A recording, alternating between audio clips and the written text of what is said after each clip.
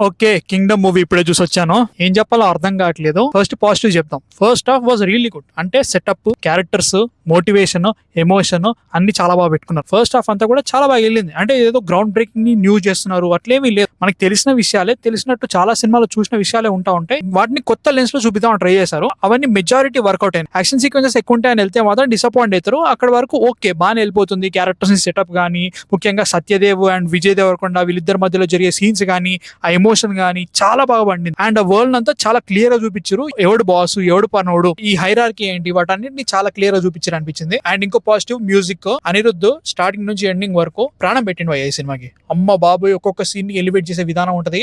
Super, మామూలు లేపలే. చాలా చాలా చాలా బాగా పెట్టుకున్నారు. Performances of hero Satyadev and villain గా వెంకటేష్ విపి ఫెంటాస్టిక్. నేను ఫస్ట్ టైం చూస్తున్నానని చాలా చాలా బాగా చేసిండు. ఆ క్యారెక్టర్ లో ఉన్న ఈగోని, ఆ క్యారెక్టర్ లో ఉన్న కోపాన్ని, ఆ విలనిజాన్ని, సైకోపాథిక్ నేచర్ ని అద్భుతంగా చూపించిన అనిపించింది. And Satyadev and also Vijay Deverakonda మనం కొత్తగా చెప్పాల్సిన అవసరం లేదనమాట. ఎందుకంటే they are already fantastic performers.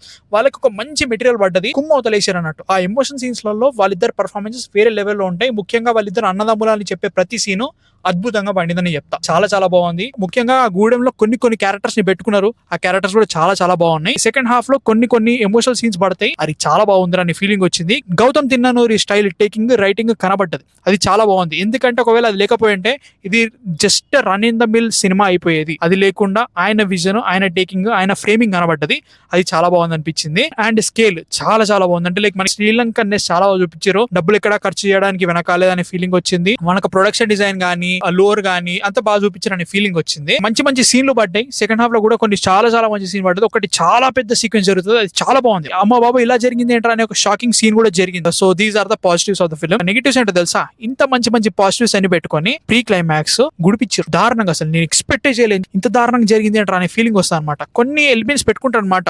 Okay ఇది బయటపడితే పరిస్థితి ఏంటని చెప్పేసి దాన్ని సెకండ్ పార్ట్ నూకేసిండో. ప్రీ క్లైమాక్స్ ముందు ఒక పెద్ద సీన్ జరుగుతుంది. దానికి ప్రీ క్లైమాక్స్ కి మధ్యలో ఒక మంచి సీన్ పడాల్సింది. ఆ సీన్ లేదు. డైరెక్ట్ కట్టు ప్రీ క్లైమాక్స్ వెళ్ళిపోయిండు. పిక్చర్ రష్ అనిపించింది సినిమా. అర్థమే కాలేదు ఎందుకు ఇట్లా జరిగిందని చెప్పేసి. అది పెద్ద తేడా కొట్టింది అన్నట్టు. క్లైమాక్స్ అయితే మాత్రం అది ఏంట్రా బాబు అసలు సడన్ గా ఇలా జరుగుతుంది ఏంట్రా అనే ఫీలింగ్ వస్తుంది అనమాట. ఎందుకంటే మనకి సెటప్ చాలా బాగా పెట్టుకున్నారు. ఇది జరిగితేనే ఇది జరుగుతుంది అని చెప్పేసి చాలా క్లియర్ గా చూపిస్తా ఉంటాడు. క్లైమాక్స్ అవన్నీ కట్ చేసుకుని డైరెక్ట్ వెళ్ళిపోయాడు. నాకు అది నచ్చలేదు. ఎమోషన్ చాలా బాగా పండింది. కాకపోతే ఇప్పుడు ఒక అన్యాయం జరిగిందని ఒక సీన్ పెట్టిన తర్వాత ఆ అన్యాయాన్ని అడ్డుకోవడానికి, ఎదుర్కోవడానికి ఒకటి నిలబడతాడు అనే ఒక సీన్ పడుతుంది. కేజీఎఫ్ లో మనకి సుత్తి సీన్ ఉంటుంది చూసారా, అట్లాంటి సీన్ ఇలాంటి సినిమాలో పడాల్సింది పడలేదు. అది తేడా కొట్టింది భయ్య నిజంగా. నాకు సెకండ్ హాఫ్ అంతా కూడా అరే వెళ్తుంది కదా మంచి రిజల్యూషన్ ఇస్తారు అనుకుంటున్నా, ఆ రిజల్యూషన్ రాలేదు. డైరెక్ట్ కొట్టేసిండు. నాకు అది నచ్చట్లేదు అనమాట. అండ్ ఈ సినిమా మొత్తం కూడా మనకి ఏదో కొత్తగా ఎమోషన్ చూపిస్తున్నాడు అని అనిపించట్లేదు. తెలిసిన స్టోరీనే తెలిసినట్టుగానే చూపిస్తూ దాంట్లో గౌతమ్ తిన్ననూరి ఫ్లేవర్ చూపిస్తా వచ్చిండు. అక్కడి వరకు ఓకే. గౌతమ్ తిన్ననూరి నుంచి ఎక్స్పెక్ట్ చేసి ఒక సీన్ పడింది. ఆ సీన్ క్యాక మామూలుగా ఎత్తలే. దాని తర్వాత మళ్ళీ రొటీన్ రొట్టకు వచ్చిందని ఫీలింగ్ వచ్చింది అన్నట్టు. అక్కడ నాకు డిసప్పాయింట్మెంట్ అనిపిస్తుంది. భాగ్యశ్రీ బోర్సేకి కొన్ని సీన్స్ రాసుకున్నారు, కొన్ని సీన్స్ తీశారు కూడా.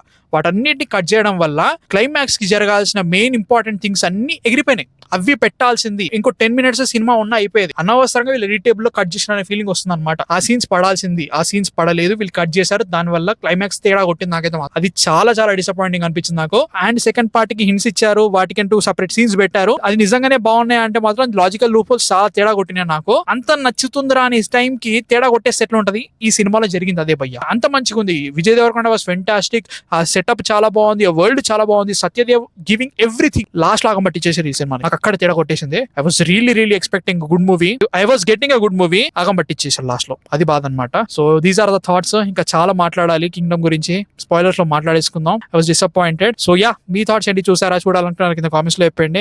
నెక్స్ట్ వీడియోతో మళ్ళీ కలుస్తా. అంతవరకు man of fiction signing off.